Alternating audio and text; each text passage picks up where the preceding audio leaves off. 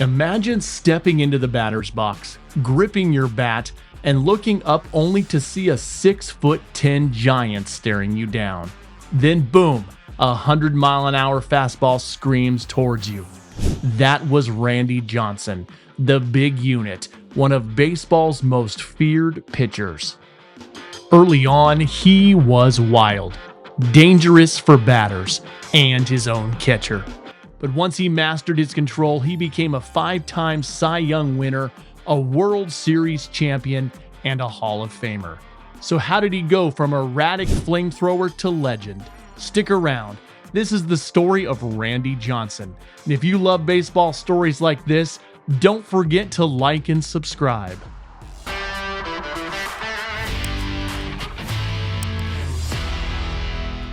Born September 10, 1963 in Walnut Creek, California, Johnson was a towering presence even as a teenager.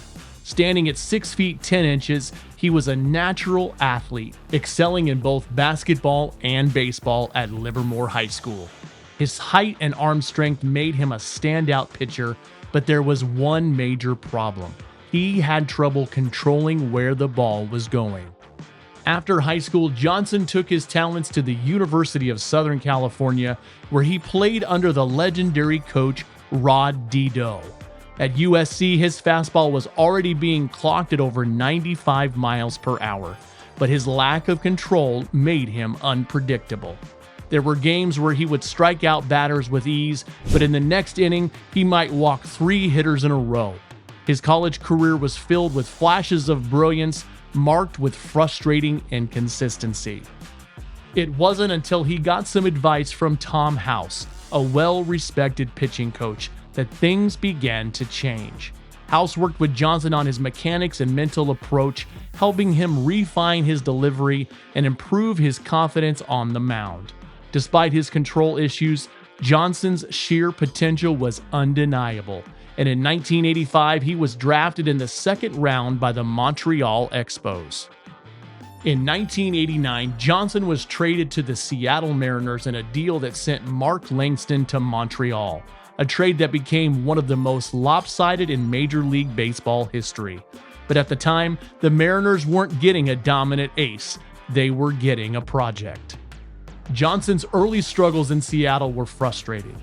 In his first few seasons, he led the league in walks multiple times, earning a reputation as a pitcher who was just as likely to strike you out as he was to send you ducking out of the batter's box.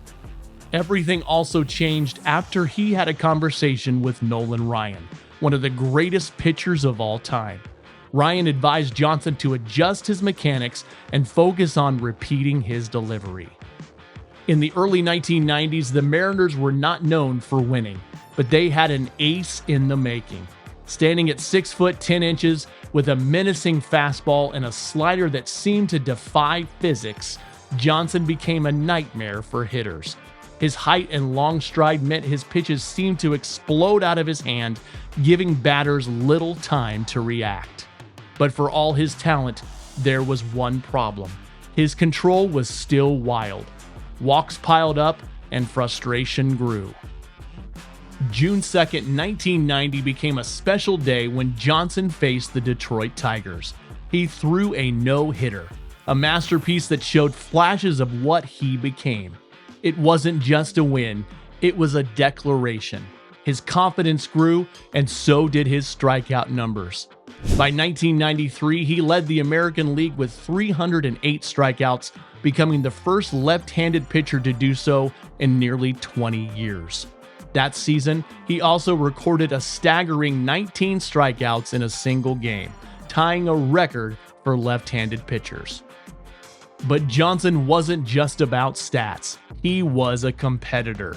In 1995, Seattle found itself in a rare position, a playoff race. The team needed a miracle, and Johnson delivered.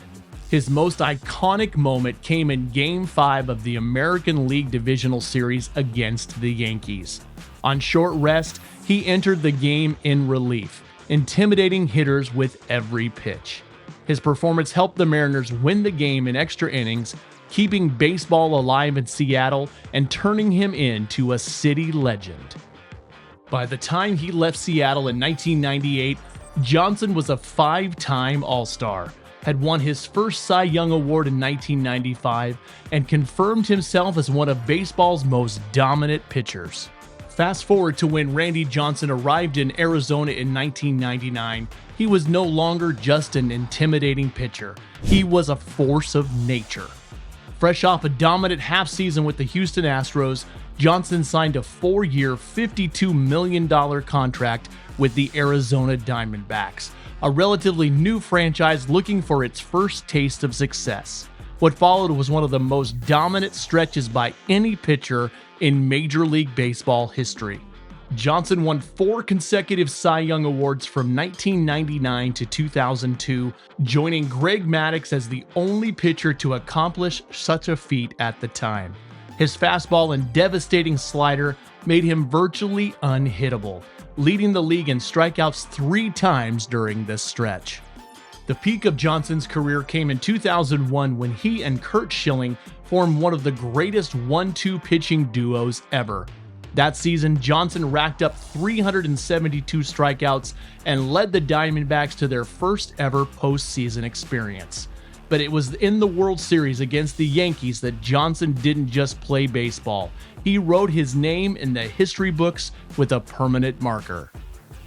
He won 3 games in the series, including Game 6 and a relief appearance in Game 7, helping Arizona defeat the Yankees in one of the most thrilling World Series ever. He and Schilling were named co-MVPs, an honor that solidified their dominance.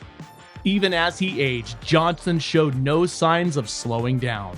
In 2004, at the age of 40, he became the oldest pitcher to throw a perfect game, shutting down the Atlanta Braves with 13 strikeouts in a masterful performance. The feat was a testament to his longevity and evolution as a pitcher. His fastball still hit the high 90s, but his ability to outthink hitters made him just as dangerous as in his prime. Johnson's success in Arizona turned the Diamondbacks into an elite team and gave fans unforgettable moments. His ability to intimidate hitters, rack up strikeouts, and deliver in-clutch moments made him one of the most feared pitchers of all time. Even as they moved on to the Yankees, Giants, and eventually retired in 2009, his time with the Diamondbacks remained the pinnacle of his career. On March 24, 2001, during a routine spring training game, Randy Johnson threw a pitch that instantly became one of the most bizarre and unforgettable moments in baseball history. As he wound up and fired a blistering fastball towards home plate, a small dove, unaware of the danger, flew directly into the path of the 100-mile-an-hour pitch. In an instant, feathers exploded in the air and the bird vanished, leaving only stunned silence in the ballpark. The catcher, batter, and even Johnson himself stood in disbelief. It was a 1 in a million accident, yet it cemented Johnson's legend in a way that no stat line ever could. While the incident was purely accidental, it quickly became one of the most replayed and talked about moments in sports history. The sheer improbability of a fastball colliding with a bird mid-flight turned Johnson into a viral sensation long before social media took off. To this day, clips of the moment circulate online, sparking debates over the strangest occurrence in sports. Johnson himself rarely spoke about it, often brushing off questions with a smirk or a dry remark. "There's nothing I can do about it," he once said, making it clear that despite the spectacle, he never found any humor in the event. Beyond baseball, the bird incident gave Johnson an unexpected place in pop culture. His image has been used in memes, video games, and even commercials referencing the fateful pitch. It also fueled the larger-than-life mystique surrounding him. He wasn't just a dominant pitcher, he was a force of nature. Years later, after retiring from baseball, Johnson transitioned into wildlife photography, perhaps seeking to balance out his unintentional moment of destruction with a newfound appreciation for nature. In a strange way, the incident only added to his legacy, proving that his impact on the game extended far beyond the mound. Over his 22-season career, Johnson racked up 4,875 strikeouts, the second most in Major League Baseball history, trailing only Nolan Ryan.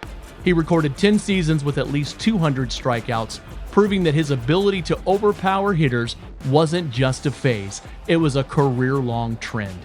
With 5 Cy Young Awards, 1 in 1995, and then 4 straight from 1999 to 2002, Johnson wasn't just great, he was a pitching powerhouse. That kind of dominance put him right up there with legends like Sandy Koufax and Greg Maddux. But beyond the numbers, Johnson's impact extended to the very culture of baseball. He wasn't just feared by hitters, he was respected. Players marveled at how a man of his size could maintain such agility, precision, and endurance deep into his 40s. His most legendary moment came in the 2001 World Series, where he won 3 games, including a relief appearance in Game 7, and carried the Arizona Diamondbacks to their first ever championship. Sharing World Series MVP honors with Curt Schilling, Johnson proved that even in the biggest moments, he thrived under pressure. His greatness was also officially recognized in 2015 when he was inducted into the Baseball Hall of Fame on his first ballot, with a 97.3% of the vote. That year, his plaque was unveiled in Cooperstown, forever enshrining the big unit among the game's immortals. But Randy Johnson's legacy isn't just in Cooperstown. It's in the next generation of pitchers who grew up watching him, trying to mimic that devastating slider, that intense stare, and that unshakable will to win. Even today, his influence looms over baseball like his towering 6'10" frame once did on the mound. Overall, Randy Johnson's legendary career built on a mix of raw power, relentless work ethic, and a fierce competitive spirit, and has confirmed him to be one of the most iconic pitchers in baseball history. Even beyond his playing days, his impact on the game remains undeniable. What's your favorite Randy Johnson moment? Drop it in the comments below and let's keep the conversation going. Hey, before you go, don't forget to hit that like button and subscribe to Curveball TV. It seriously helps more than you know. Plus, you don't want to miss what we've got coming next. Thanks for watching, and we'll catch you in the next one.